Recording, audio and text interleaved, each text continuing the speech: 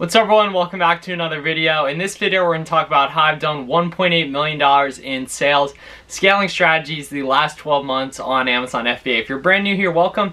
My name is Miles, I'm a 23-year-old full-time online arbitrage star, and that's what we talk about here on my channel. I post 3 times a week to help you make more money with online arbitrage. Make sure if you haven't already, join the completely free Discord down below. We got over 24,000 Amazon sellers in that. Let's get right in the video.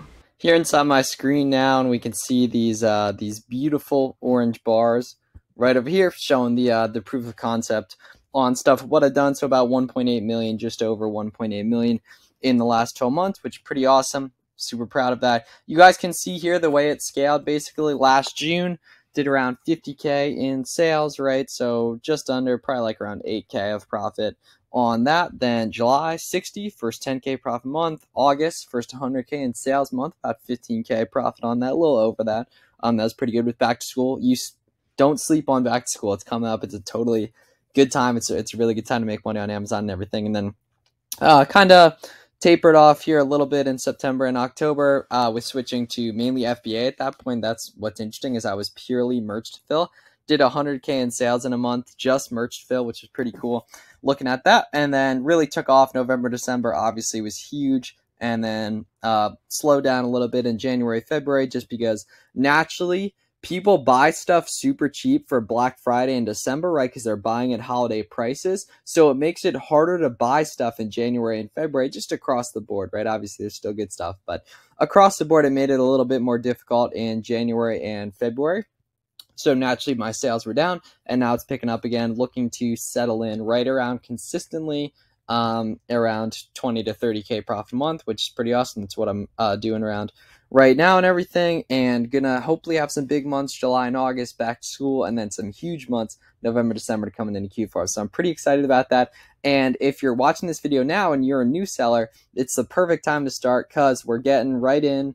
This second half of the year coming up, starting in July, is going to be back to school and then immediately into Q4. So there's some big months, and there's really life-changing money on the line. So make sure, watching all the YouTube videos, listen to the Buy Box Bandits podcast. You check out some of the resources linked in the description, everything. But this video is going to be all about scaling and how I was able to scale quickly, because you can see that in my sales that it happened quick. Once you figure out the systems, and just in general with scale, you grow. And I personally was able to grow. This is all just my personal experience. I grew quickly by selling a lot of the same stuff, not expanding, but doing the basics really well and getting a good baseline and a good catalog of products, and just really, trying to exploit that and take it to the moon as I was going and everything.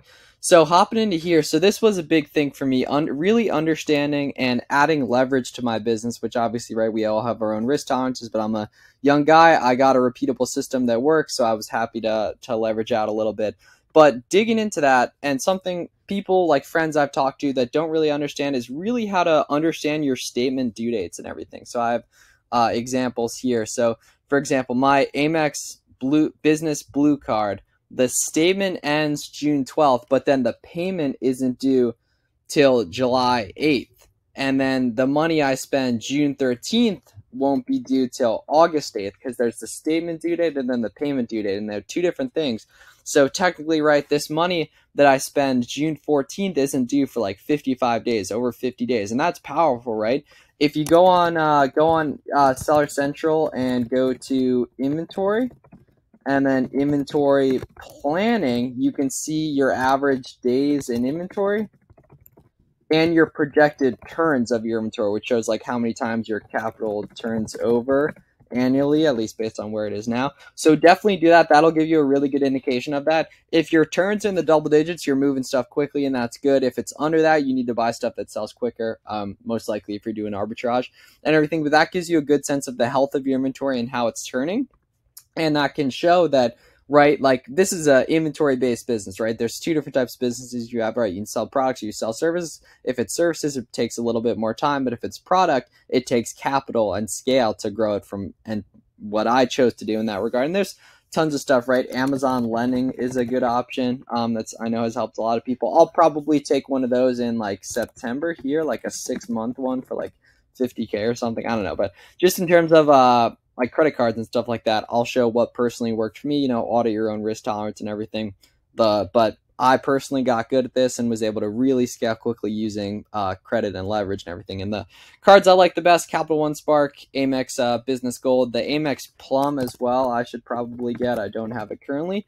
But, right, so really understanding these payment due dates. And then, so for example, right, from the 13th to the 24th, I'm going to be spending on the Amexes. But then 6/26 or 6/25, I'm going to start spending, and then that money isn't going to be due till August 20th. So the money I spend from 6/25 to, it would be, and because the statement here is going to end, so it'll start and it'll end probably July 20th. So the money I spend from 6/25 to 7/24, my bad, a little confused myself, won't be due till August 20th, if that makes sense. So this money I spend in late June, there's going to be a huge delay between when that's due. And I know that on average, by looking in my days in inventory and my turns, when that's going to turn over. And obviously you have a lot of control over that. And then buy, I'm going to write it in all caps, buy liquid products, right?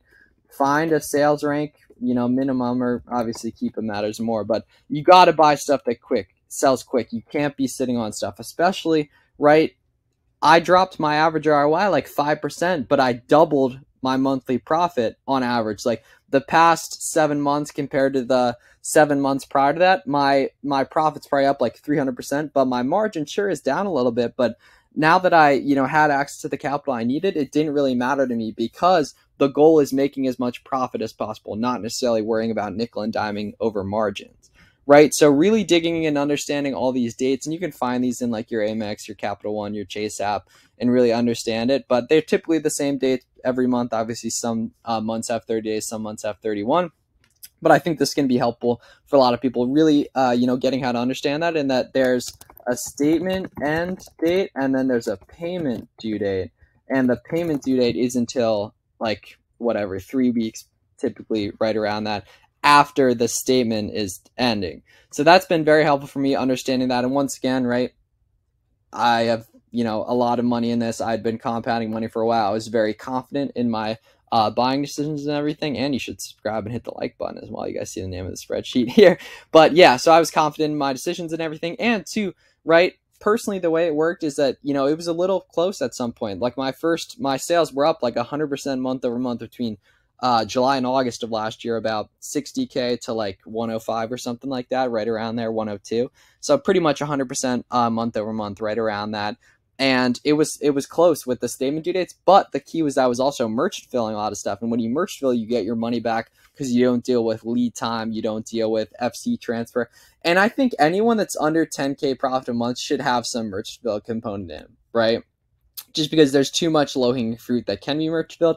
And we're going to jump some Keepa charts and take a look at products that would suggest they are able to be merchant filled and how you go ahead and look at that. But this stuff, in terms of accessing more capital, is really helpful for me personally. And now that I've compounded a lot of that money month over month, I have a lot more cash in the business as well, on top of the money I initially started with and made, and then also the profit I've made on top of using some of the leverage personally. Obviously, audit your own risk tolerance and everything, but I'm young. I'm really trying to get after it and everything, so I was happy to mix some of that in there. And now it's the point where I've compounded that money so many times over that I'm pretty much, always spending through the credit cards for the rewards, right? The Capital One cards, 2% cash back on everything. But now I have it pretty much backed up in cash and everything. But I was young, risky, whatever. It ended up, making me an extra 100K profit or so over the year. I would be doing nowhere close to where I'm doing now with that, really understanding these dates and everything, and that's been very helpful for me. So what's worked for me, hopping into some Keepa charts here. So going to pull up this on Amazon right here.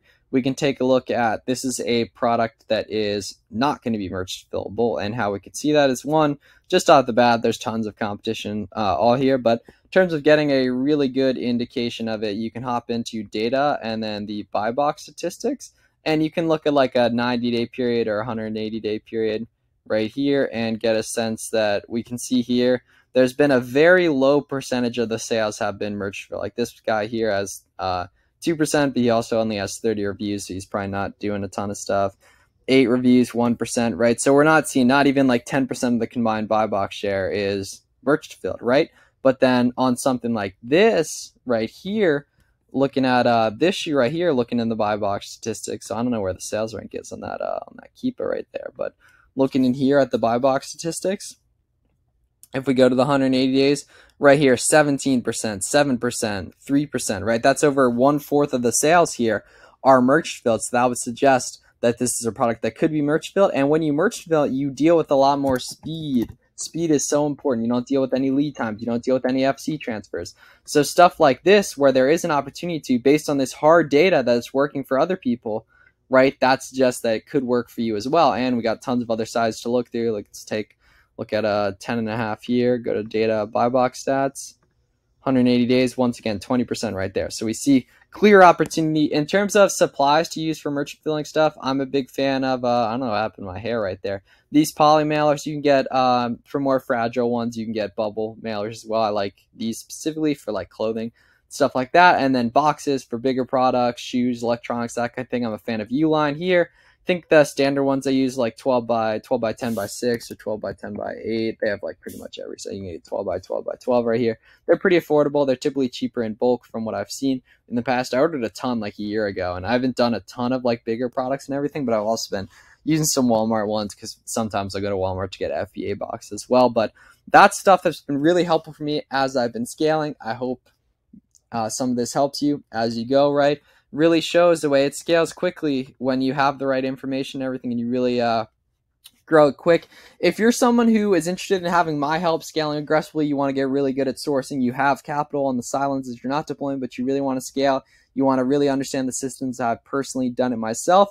Shoot me a DM on Instagram. We can talk about what the coaching program looks like. But thank you guys for watching. I hope this video was helpful for you. Subscribe, like, do what you got to do. Let me know in the comments, and I'll see you guys in the next one. Take it easy. Appreciate you guys.